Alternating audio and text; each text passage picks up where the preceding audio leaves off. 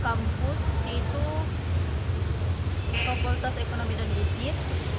Di part kali ini saya akan merangkum materi dari part 1 sampai part 6, yaitu yang berjudul membentuk perkembangan ekonomi Islam di Indonesia. Secara umum, pengertian ekonomi adalah ilmu yang mempelajari bagaimana cara manusia untuk memenuhi kebutuhan hidup mereka dengan menggunakan sumber daya yang tersedia. Beberapa pengertian ekonomi menurut para ahli, di antaranya Alfred Marshall. Ekonomi adalah ilmu yang mempelajari bagaimana manusia membuat pilihan dalam menghadapi kebutuhan yang tak terbatas dengan sumber daya yang terbatas.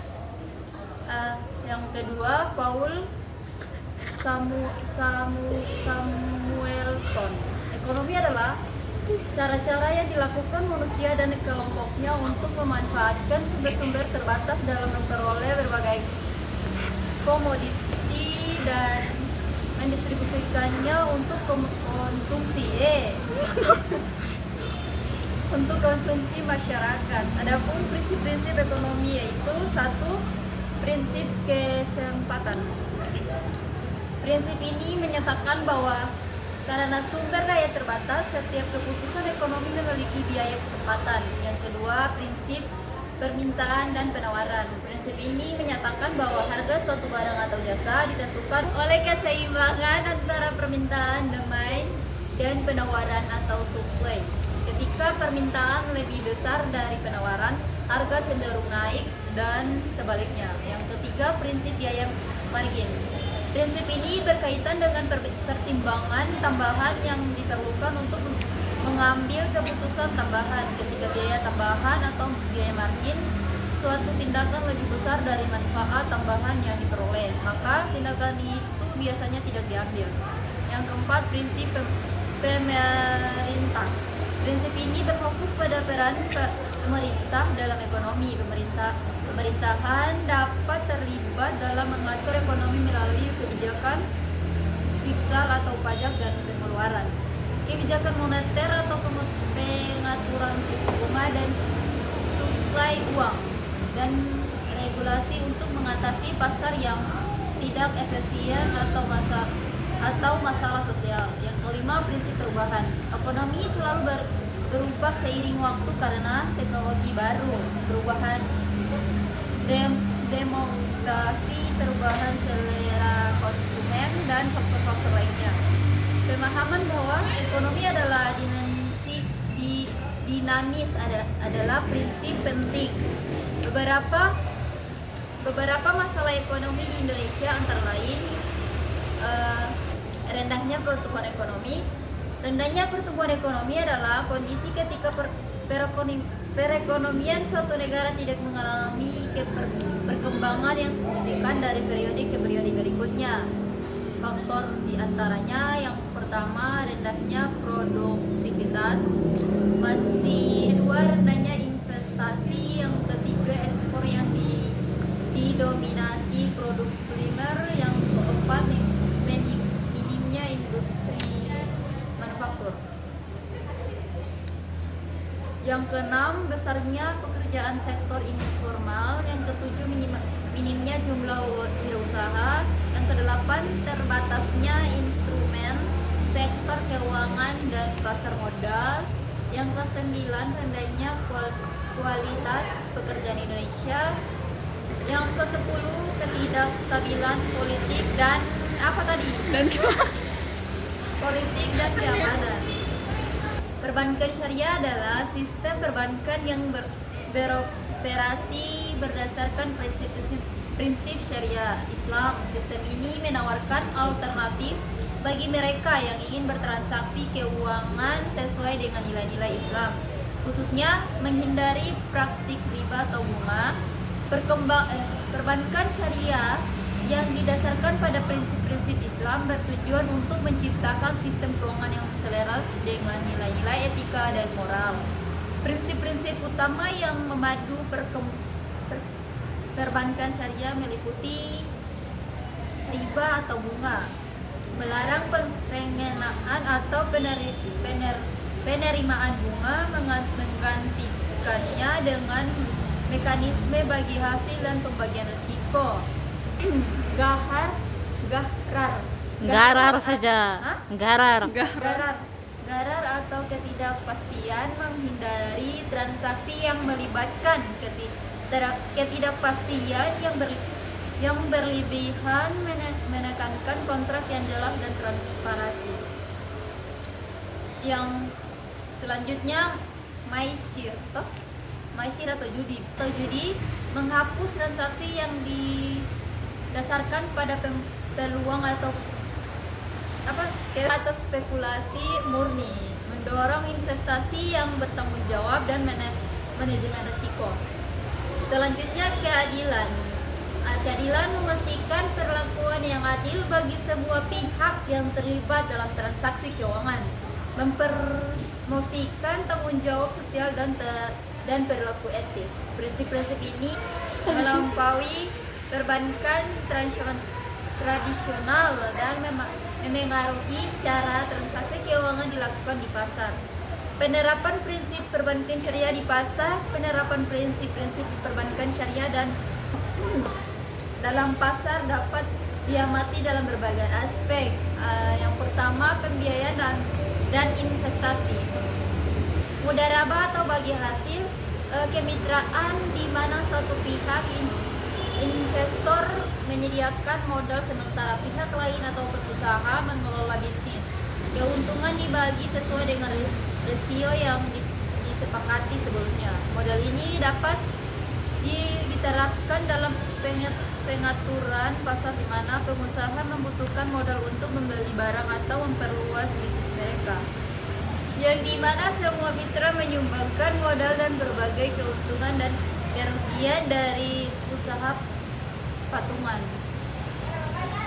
Ini dapat diterapkan untuk usaha kolaboratif dalam pasar seperti membangun kios bersama atau yang berikutnya murabaha, penjualan harga pokok ditambah keuntungan. Penjualan di mana penjualan mengungkapkan biaya barang dan menambah margin keuntungan yang telah ditentukan sebelumnya. Ini dapat digunakan untuk membiayai pembelian dalam pasar, memungkinkan pembelian untuk membayar barang secara bertahap dengan pemahaman yang jelas tentang biaya dan keuntungan.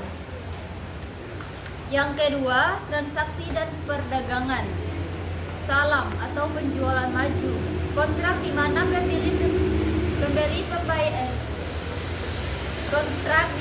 pembeli membayar barang di muka tetapi pengiriman ditangguhkan hingga tanggal kemudian. Ini dapat berguna untuk mengamankan pasokan di muka untuk barang musiman atau memastikan ketersediaan item tertentu dalam pasar.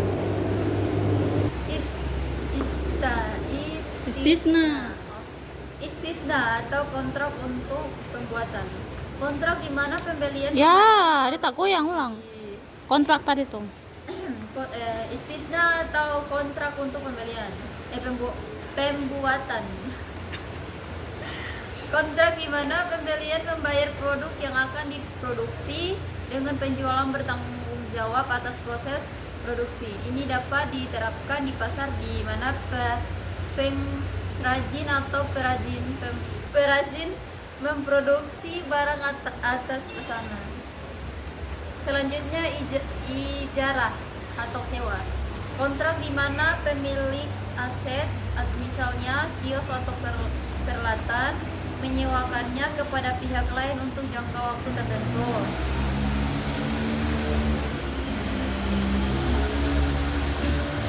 Ini dapat digunakan untuk menyediakan akses ke sumber daya bagi penjual atau bisnis di pasar. Yang ketiga, pertimbangan etis. Harga yang adil,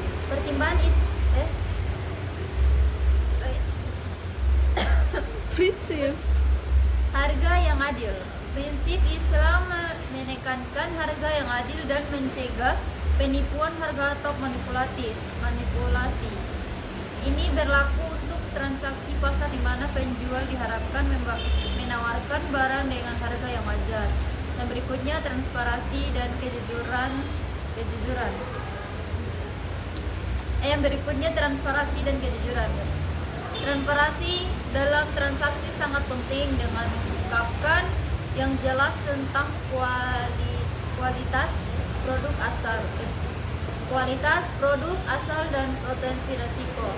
Ini mendorong kepercayaan dan keyakinan dalam lingkungan pasar. Yang berikutnya tanggung jawab sosial. Perbankan Islam mendorong tanggung jawab sosial termasuk mendukung masyarakat lokal dan transparansi dan kejujuran. Transparansi dalam transaksi sangat penting dengan pengungkapan yang jelas tentang kualitas produk asal dan potensi risiko. Ini mendorong kepercayaan dan keyakinan dalam lingkungan pasar. Yang berikutnya tanggung jawab sosial. Perbankan Islam mendorong tanggung jawab sosial termasuk mendukung masyarakat lokal dan mempromosikan pemberdayaan ekonomi. Ini dapat dilihat dalam inisiatif yang menyediakan pembiayaan untuk usaha kecil atau dukungan bagi individu yang kurang mampu dalam pasar. Tantangan dan peluang. Meskipun penerapan prinsip perbankan syariah di pasar menawarkan manfaat potensial, tantangan juga ada. Kesadaran dan pendidikan. Meningkatkan kesadaran dan pemahaman tentang prinsip perbankan syariah di kalangan pelaku pasar sangat penting untuk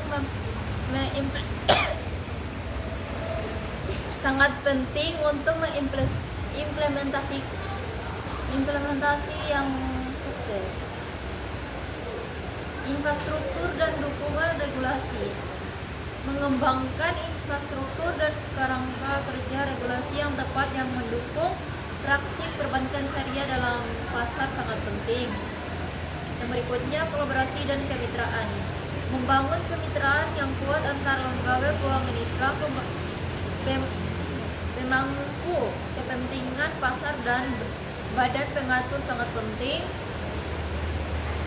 untuk menciptakan lingkungan yang kondusif bagi praktik pasar yang etis dan berkelanjutan.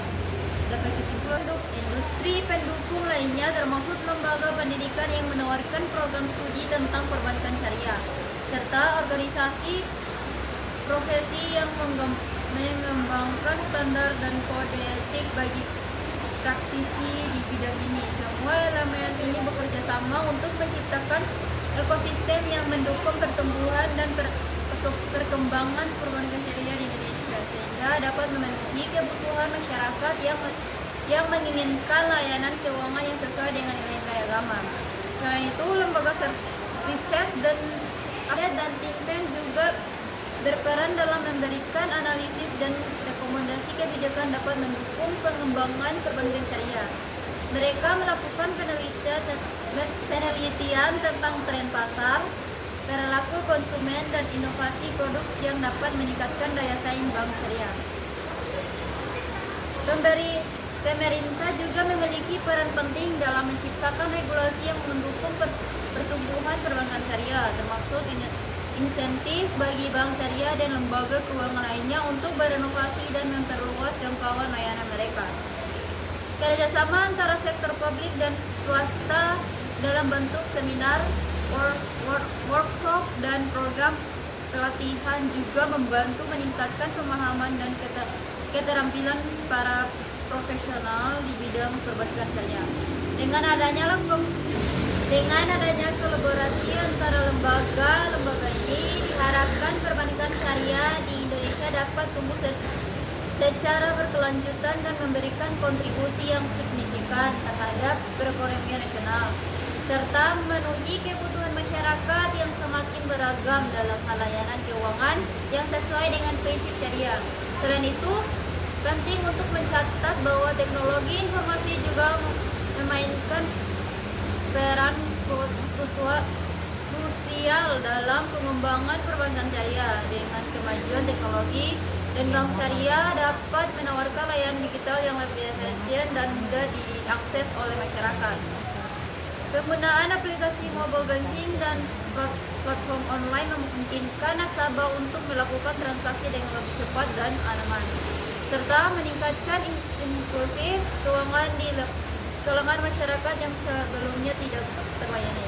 Di sisi lain, tantangan yang dihadapi oleh perbankan syariah di sisi lain tantangan yang dihadapi oleh perbankan syariah juga perlu diperhatikan. Persaingan yang semakin ketat dan bank konvensional dan lembaga keuangan lainnya menuntut bank syariah untuk terus berinovasi dan meningkatkan kualitas layanan. Selain itu, pemahaman masyarakat tentang produk dan layanan syariah masih perlu ditingkatkan agar mereka membuat keputusan keuangan yang lebih baik. Dengan demikian, peran lembaga dan industri pendukung dalam pengembangan perbankan syariah di Indonesia sangatlah kompleks dan saling terkait. Kerjasama yang baik antara semua pihak akan menjadi kunci untuk mencapai tujuan bersama dalam menciptakan sistem keuangan yang lebih inklusif dan sesuai dengan prinsip-prinsip syariah. Selain itu, penting untuk memperhatikan aspek pemasaran dan edukasi kepada masyarakat mengenai perbankan syariah. Banyak masyarakat yang masih belum sepenuhnya memahami perbedaan antara perbankan syariah dan konvensional, sehingga diperlukan upaya yang lebih intensif dalam sosialisasi. Lembaga-lembaga seperti Bank Syariah dan Asosiasi Perbankan Syariah dapat berperan aktif dalam mengadakan seminar, workshop, dan kampanye informasi untuk meningkatkan kesadaran masyarakat. Salah satu langkah yang dapat diambil adalah memberikan insentif bagi bank syariah yang berhasil mengembangkan produk baru atau yang mampu meningkatkan inklusi keuangan di masyarakat. Dengan adanya insentif ini, diharapkan bank syariah akan lebih termotivasi untuk berinovasi dan memperluas jangkauan layanan mereka.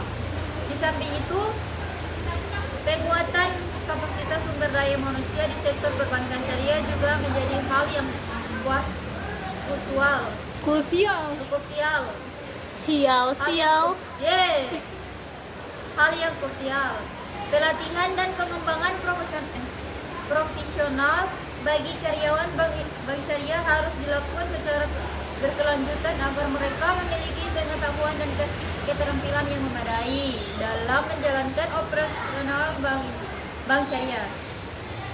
Hal ini juga mencakup pemahaman yang mendalam tentang prinsip-prinsip syariah dan bagaimana menerapkannya dalam produk dan layanan yang ditawarkan. Transformasi peran Bank Indonesia atau BI setelah kehadiran Otoritas Jasa Keuangan atau OJK pada tahun 2011 tidak hanya mengubah struktur pengawasan dan regulasi, tetapi juga mempengaruhi cara BI beroperasi dalam konteks ekonomi yang lebih luas. Dalam konteks ini, penting untuk memahami lebih dalam mengenai dampak tentang dan strategi yang diambil oleh BI dalam menjalankan peran pasca OJK atau Otoritas Jasa Keuangan.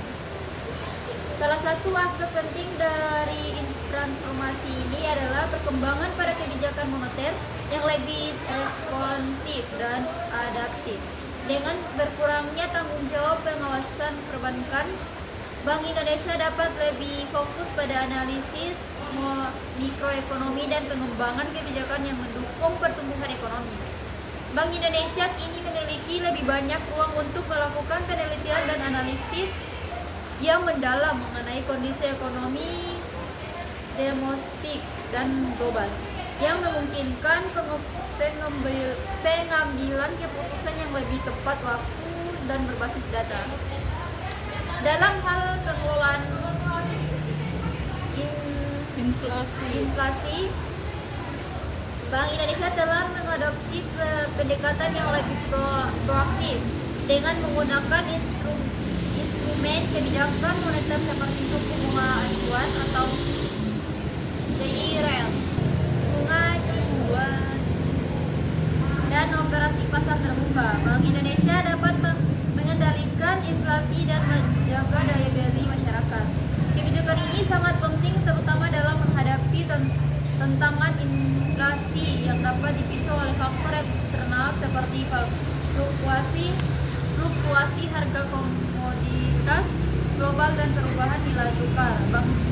Bank Indonesia juga berupaya untuk meningkatkan komunikasi dengan publik dan pasar melalui transparansi dalam pengambilan keputusan kebijakan yang diharapkan dapat meningkatkan kepercayaan masyarakat terhadap kebijakan moneter yang diambil. Selain itu, transformasi ini juga membawa dampak pada pengembangan sistem pembayaran. Bank Indonesia telah berkomitmen untuk mendorong digitalisasi sistem pembayaran di Indonesia yang menjadi semakin penting di era teknologi informasi melalui program seperti Gerakan Nasional Non Tunai atau GNNT. Bank Indonesia berupaya untuk meningkatkan penggunaan transaksi non tunai dan memperluas akses masyarakat terhadap layanan keuangan. Inisiatif ini tidak hanya mendukung inklusi keuangan tetapi juga meningkatkan efisiensi sistem pembayaran secara keseluruhan. Dalam konteks pengawasan, OJK atau Otoritas Jasa Keuangan memiliki peran penting dalam menjaga integritas dan stabilitas sektor keuangan. OJK bertugas untuk memastikan bahwa lembaga keuangan termasuk bank mematuhi regulasi yang ditetapkan dan beroperasi dengan cara yang transparan dan akuntabel. OJK juga berfokus pada perlindungan konsumen yang menjadi semakin penting dalam menghadapi perkembangan teknologi keuangan yang cepat. Dengan adanya OJK, diharapkan akan ada peningkatan dalam kualitas layanan keuangan dan perlindungan terhadap nasabah. Namun, tantangan tetap ada. Salah satu tantangan utama adalah kebutuhan untuk menjaga keseimbangan antara pengawasan yang ketat dan dukungan terhadap inovasi di sektor keuangan. OJK harus memastikan bahwa regulasi yang diterapkan tidak menghambat inovasi, terutama dalam sektor fintech yang berkembang pesat. Oleh karena itu, OJK perlu mengembangkan regulasi fleksibel dan adaptif yang dapat mengakomodasi perkembangan teknologi tanpa pengorbanan stabilitas keuangan. Dalam jangka panjang, transformasi peran Bank Indonesia dan OJK diharapkan dapat menciptakan sistem keuangan yang lebih stabil, transparan, dan inklusif. Dengan adanya OJK, pengawasan yang lebih ketat diharapkan dapat mengurangi resiko sistemik dan meningkatkan kepercayaan masyarakat terhadap sistem keuangan. Sementara itu, Bank Indonesia dapat terus berfokus pada stabilitas moneter dan pengembangan kebijakan yang mendukung pertumbuhan ekonomi yang berkelanjutan. Terakhir. Secara keseluruhan, transformasi peran Bank Indonesia setelah kehadiran Otoritas Jasa Keuangan mencerminkan upaya untuk menciptakan sistem keuangan yang lebih baik dan lebih responsif terhadap kebutuhan masyarakat. Dengan tantangan dan peluang yang ada, kedua lembaga ini diharapkan dapat beradaptasi dan berinovasi untuk menghadapi dinamika pasar yang terus berubah serta memastikan bahwa sistem keuangan Indonesia tetap kuat dan mampu mendukung pertumbuhan ekonomi yang berkelanjutan. Transformasi peran Bank Indonesia setelah kehadiran Otoritas Jasa Keuangan juga mencakup penguatan kerangka regulasi dan pengawasan yang lebih.